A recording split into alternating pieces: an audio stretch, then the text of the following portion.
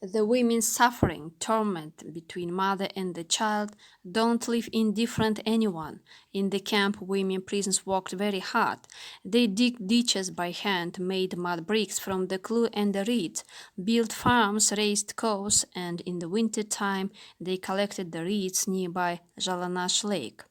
Poor women found themselves far from their homeland, from their husbands and the children, didn't lose humanity, personal quality, and believed in justice, kindness, and honesty.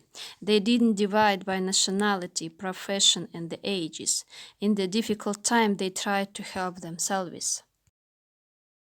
Camp prisoners wrote and told many stories of camp life. According to these, next to the camp, straight behind the lake, there was a Kazakh village called Zhanazhol. Thanks to this settlement, many women survived. Once, when prisoners walked on the lake cutting reeds, some old Kazakh people came in large malakhays, women and children with them. The children were holding bags then. Suddenly, the children began to take stones from their bags and throw them at the prisoners. The guards and the escorts started laughing loudly. Look, what kind of enemies are you? Not only are you not loved in Moscow, but you are also not loved in Aul. The children threw stones at you. It was offensive, and women cried. After a while, the Kazakhs went away. One of the women, carrying an armful of reeds, tripped over the stones, and it seemed to smell strange, like milk and the cheese.